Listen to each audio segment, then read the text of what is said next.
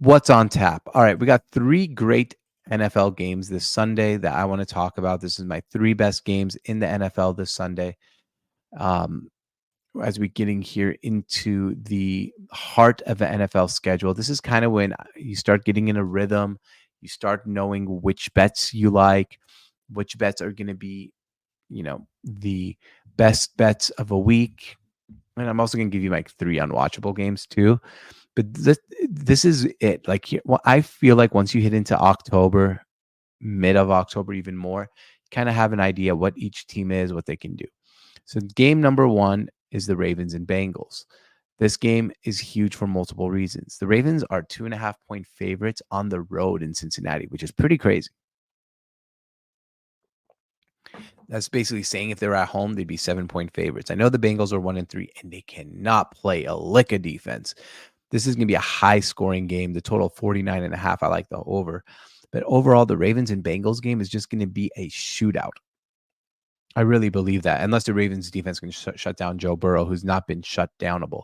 Feel bad for Burrow here. He's having a fantastic season. 978 yards already, 7 touchdowns, 1 pick, and the Bengals are 1-3 in pretty much a must-win game. 1-4 is a hard hole to dig out of, but the Ravens also don't want to go 2-3.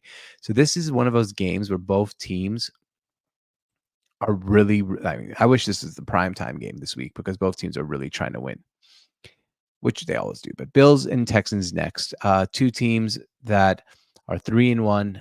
This game is all about leverage.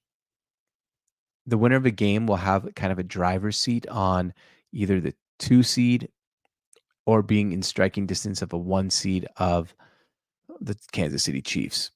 I think it's really important that this game is known as a game where it's going to be a lot of passing yards. I think both teams are going to be looking to use their quarterbacks quite a bit, even though I like James Cook a lot this week in his rushing yards.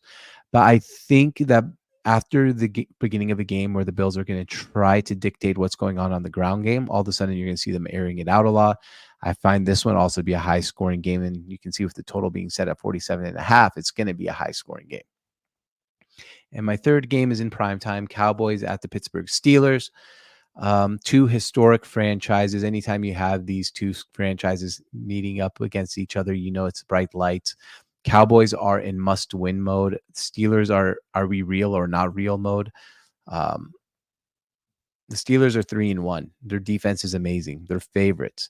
The Cowboys, they need a win. They cannot go down at 2-3, especially with the money they spent this offseason. So it's a huge game for the Cowboys and the Steelers, and it's going to be great on Sunday Night Football. So my three unwatchable games, I'll make this pretty quick, is Raiders Broncos. I know both teams are 2-2. One of these teams is going to have to go 3-2 to start the season unless it ends in a tie. The Broncos and Raiders game is going to be, its total set 35.5, and I can't find a way this is going to get to 35.5 points. Patriots and Dolphins. God help you if you watch this game. This one is just awful. And the Panthers and Bears. I know it's Caleb Williams, but the Panthers are just, if the Panthers are playing on TV, to me, they're just unwatchable, plain and simple. So those are our three most unwatchable games in the NFL this week. But enjoy week 5 NFL action.